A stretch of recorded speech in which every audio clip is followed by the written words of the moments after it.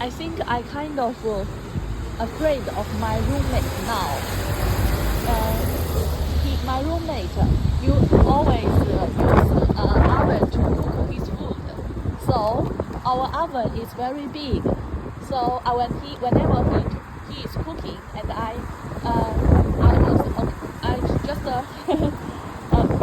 coincidentally I want to cook too. So since the oven is on, so to save electricity, I would put some of my food on the oven at the bottom of the oven, since his food at the top. And the last time that I put something in that is inside the oven, that is my fish, and then I see I can't eat only fish. I should eat some vegetable. So I wanted to bake my cashews. So I opened the oven again and wanted to put some cashews besides the fish. But the plate may be too big to put the two plates too big to put on the same level. So when I tried to stick it in, it just cracked, and then the noise made my roommate quickly come out of his room, and he angrily said, "What happened?" Maybe he is thinking that I might poisoning her, or just maybe just do something bad to his food. And when he sees what happened, and then he would clean the cashews that was fallen very randomly inside the oven. He said that we should put the cashew out, otherwise the oven will be broken. I would be very surprised if something is burnt in the oven. The oven would be broken of the smoke. Unbelievable. I think many things that he talked to me maybe is completely wrong, and maybe he taught something right. But he always talked so confirmatively. He said that the burned cashew will damage the oven. Just makes me believe that maybe many things he talk, maybe some things that he will lie about these things he taught. I also think that my roommate is because it's quite why is he poor? I don't think so, but he would be very easily to bought by a gift. When I was going to send him a Christmas gift, he was so happy. And he also said that his boyfriend, who is Palestine, every time his boyfriend comes to his house, comes to visit him, would bring some extra virgin oil, olive oil, and that extra virgin oil is paid. Ensures that everybody worked on the oil has been fairly paid. But last time his boyfriend forget to bring the extra virgin oil, so he kind of run short of that oil. That makes me think that maybe he is just too poor, so he would like to choose someone who would give him a little bit wealth. I shouldn't talk her like this.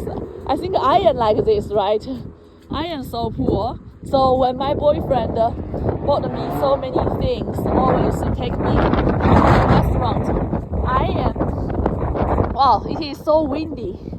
That makes me like my boyfriend. But do my boyfriend really matches my personality? Sometimes I think my boyfriend is so good at arguing whenever I talk to something that is how we have conflict, he is so good at arguing, and especially at the time that we departed, he would say something completely out of my expectations. But no worries, he is the one always giving. Maybe what I'm giving is attention, maybe another unnecessary attention. That is the relationship between me and my roommate.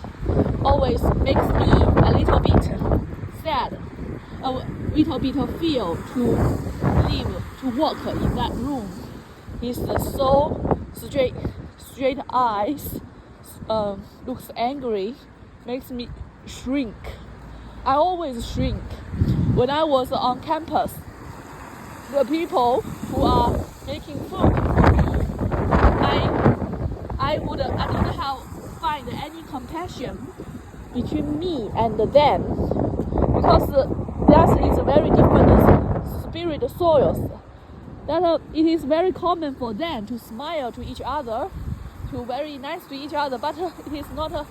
But I always do things meaningfully. I never do things without meaning.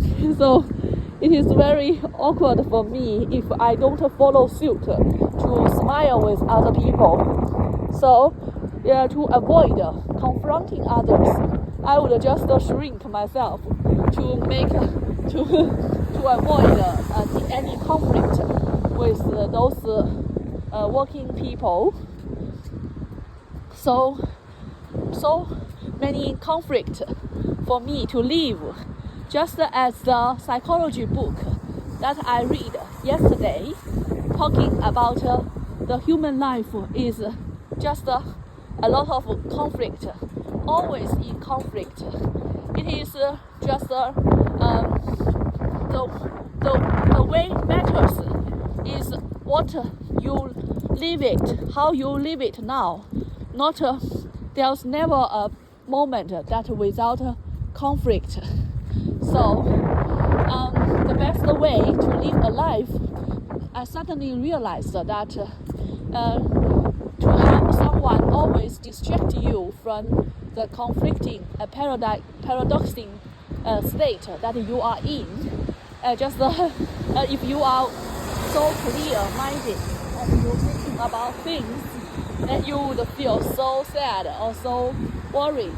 But if someone just so easygoing, just make you to laugh out loud, or to go outside to not have a drinking, just have a jog, have a running, just have a talking, missing, just spend the time so immersed. Then you just forget that. Then when everything calms down, cools down, then the conflict would come back again. So I think life is just a lot of such is in constant conflict inside and outside. But it is the only difference is that we can have some distractions of the present permanent conflicted life that we are in. Oh.